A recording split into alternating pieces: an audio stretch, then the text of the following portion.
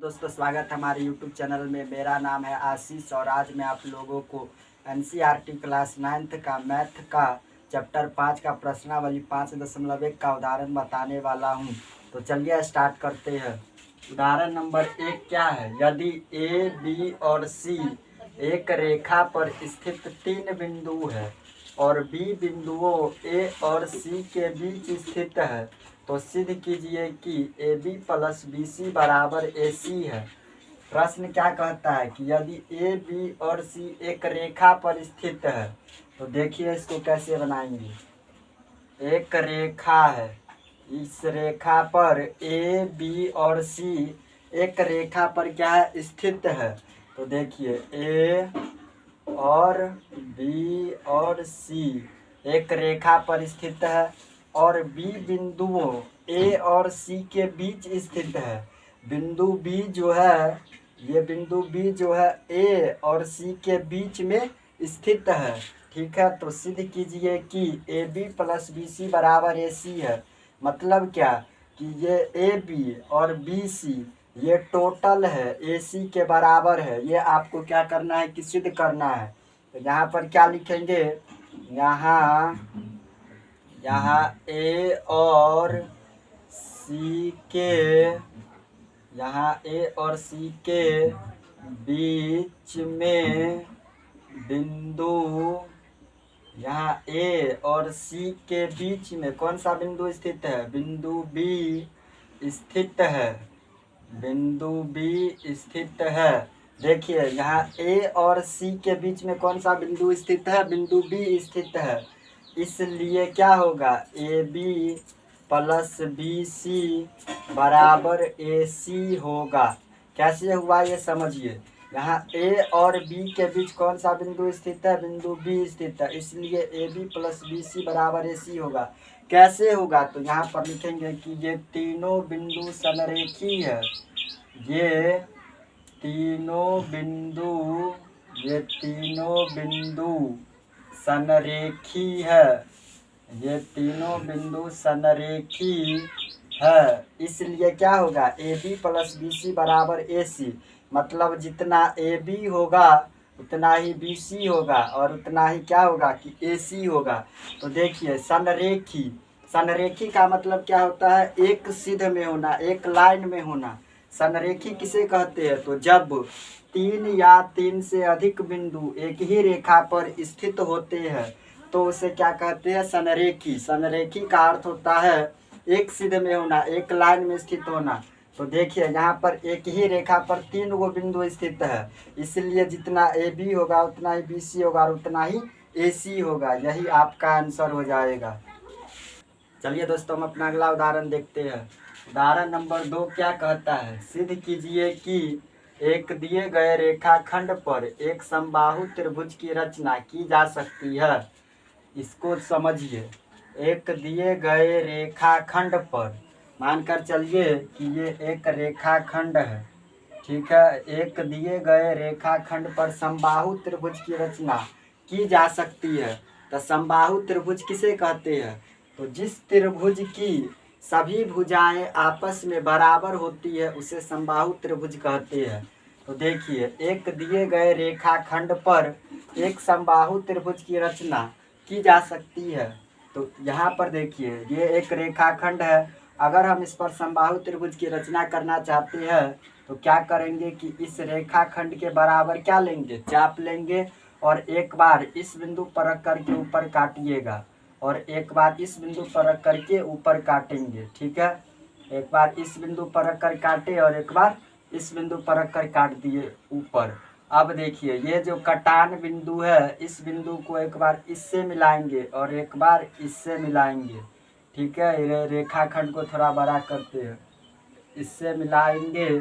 तो देखिए इस प्रकार क्या हुआ कि एक समबाहु त्रिभुज की रचना हो गया। तो समबाहु त्रिभुज की प्रत्येक भुजा आपस में समान होती है। तो इसका बिंदु का नाम दे देते हैं A, इसका नाम B, इसका नाम C।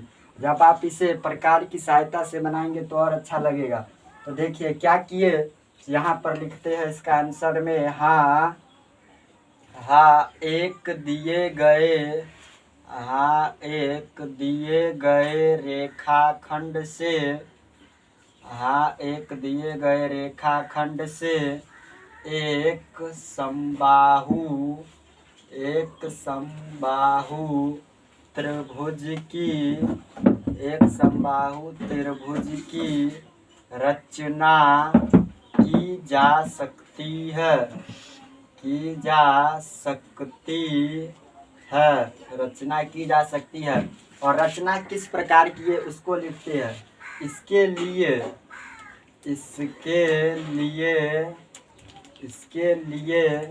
दिए गए रेखाखंड के बराबर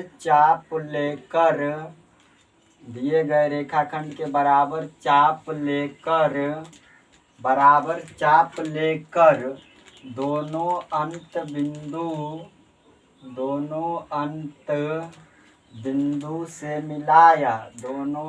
बिंदु से मिलाया।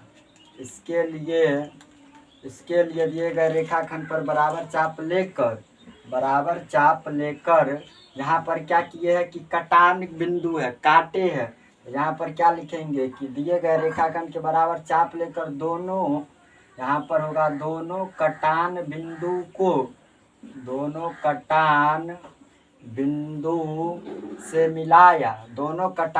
से मिलाया। ठीक है। इस प्रकार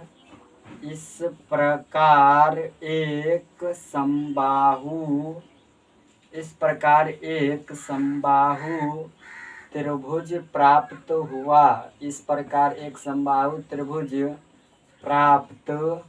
हुआ। इसको देखिए कैसे रचना की है। एक बार इसको फिर से समझिए कि एक रेखाखंड दिया गया है। ये एक रेखाखंड दिया गया है। ठीक है। आपको इस रेखाखंड पर क्या करना है, समबाहु त्रिभुज की रचना करना है। तो समबाहु त्रिभुज सबसे पहले किसे कहते हैं, तो जिस त्रिभुज की सभी भुजाएं आपस में समान होती है उसे समबाहु त्रिभुज कहते हैं। तो क्या करेंगे कि रेखाखंड के बराबर चाप लेंगे। ठीक है। प्रकार की सहायता से एक बार इस बिंदु पर रख करके ऊपर काटेंगे और एक बार इस बिंदु पर रख करके ऊपर काटेंगे। ठीक है। और ये जो कटान बिंदु है, इस कटान बिंदु को एक बार इससे मिलाएंगे, इस बिंदु से, और एक बार किससे मिलाएंगे, इस बिंदु से। ठीक है। एक बार इस बिंदु से मिलाएंगे। इस प्रकार एक समबाहु त्रिभुज की रचना हो जाता है और इसका नाम A, B और C, यही आपका आंसर हो जाएगा। दोस्तों प्रश्नावली 5.1 का उदाहरण समाप्त हो गया है। इसमें 2 ही उदाहरण था। तो चलिए अब हम लोग प्रश्नावली 5.1 में चलते हैं। प्रश्नावली 5.1 का क्वेश्चन नंबर पहला क्या है, निम्नलिखित में से कौन कौन कथन सत्य है और कौन कौन असत्य है, कारण सहित उत्तर दे। पहला क्वेश्चन है, एक बिंदु से होकर एक ही रेखा खींची जा सकती है। तो क्या बताए थे थ्योरी क्लास में, यूक्लिड की अभिधारणाएं में बताए थे कि एक बिंदु से होकर, देखिए एक बिंदु से होकर केवल एक ही रेखा खींची जा सकती है। यह कथन क्या होगा, असत्य होगा, क्योंकि देखिए एक बिंदु से होकर अनंत रेखाएं खींचे जा सकती है। कितना रेखाएं खींचा जा सकता है, अनंत रेखाएं खींचे जा सकती है। देखिए ऐसे ऐसे बहुत सारे रेखाएं खींचे जा सकती है। तो यह कथन क्या होगा, असत्य होगा। यहाँ पर क्या लिखेंगे इसका आंसर, यह कथन असत्य है। यह कथन असत्य है। क्यों असत्य है, इसका कारण भी लिखना है। क्योंकि यहाँ पर क्या लिखेंगे, क्योंकि एक बिंदु से होकर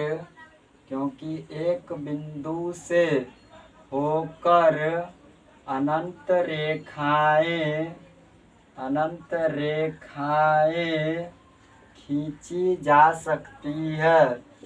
खींची जा सकती है। क्योंकि एक बिंदु से होकर कितनी रेखाएं खींची जा सकती है, अनंत रेखाएं खींची जा सकती है। ये एक बिंदु है। तो ऐसे ऐसे ऐसे बहुत सारे रेखाखंड इसमें रेखा खींचे जा सकते हैं ना। तो एक बिंदु से होकर कितनी रेखाएं खींची जा सकती है, अनंत रेखाएं खींची जा सकती है। चलिए दोस्तों हम अपना अगला क्वेश्चन देखते हैं। क्वेश्चन नंबर 1 का रोमन अंक में तीसरा क्या है? दो भिन्न बिंदुओं से होकर जाने वाली असंख्य रेखाएं हो सकती है। मतलब क्या हुआ कि जो दो भिन्न बिंदुओं से होकर अनंत रेखाएं खींची जा सकती है, तो यह कथन क्या होगा? असत्य होगा। देखिए ये दो भिन्न बिंदु है, ये दो भिन्न बिंदु है, इस बिंदु से होकर अनंत रेखाएं खींची जा सकती है, यह कथन असत्य होगा। क्यों असत्य होगा? क्योंकि देखिए ये दो भिन्न बिंदु है, तो बताइए इससे केवल एक ही रेखा न खींचे जा सकते हैं, अनंत रेखा तो नहीं खींचे जा सकते हैं, तो यह कथन क्या हो जाएगा? असत्य हो जाएगा। यह कथन असत्य है। क्या लिखेंगे? यह कथन असत्य है। क्यों असत्य है? क्योंकि दो भिन्न बिंदुओं से होकर, क्योंकि दो भिन्न बिंदुओं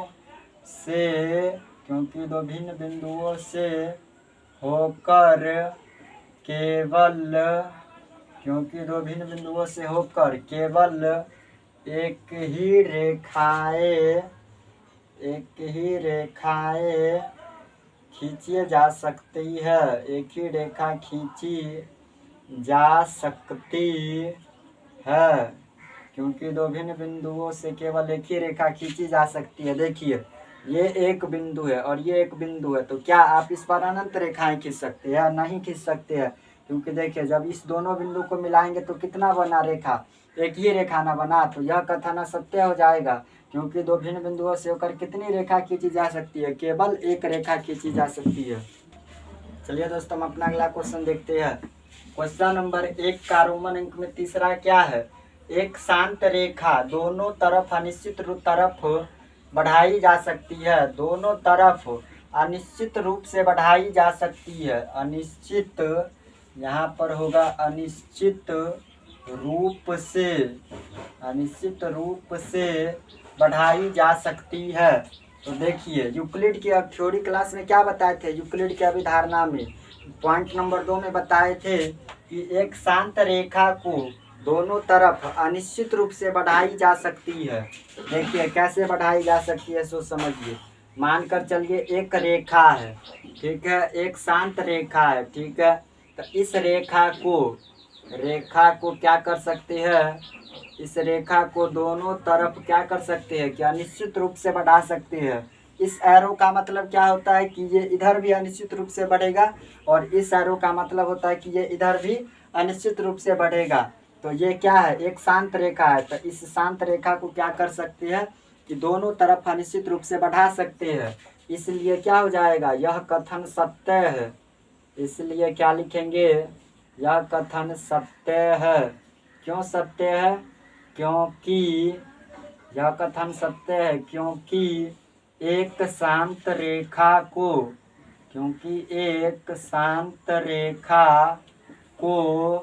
दोनों तरफ अनिश्चित रूप से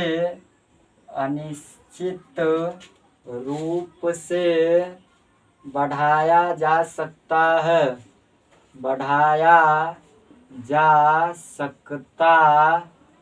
है, क्योंकि एक शांत रेखा को क्या कर सकती है? दोनों ओर अनिश्चित रूप से बढ़ा सकते हैं, इसलिए यह कथन सत्य होगा।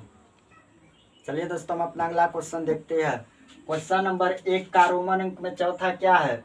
यदि दो वृत्त बराबर है तो उनके त्रिज्याएं बराबर होगी।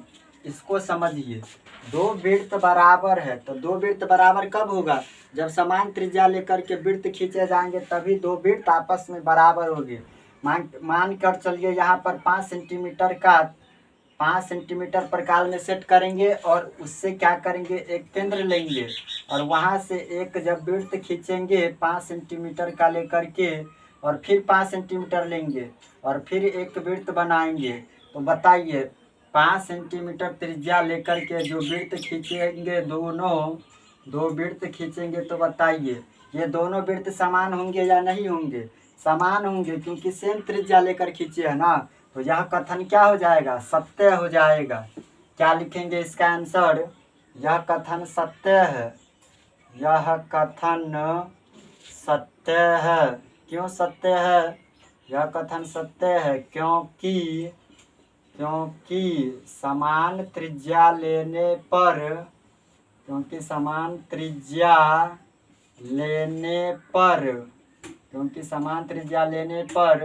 दो वृत्त आपस में बराबर होते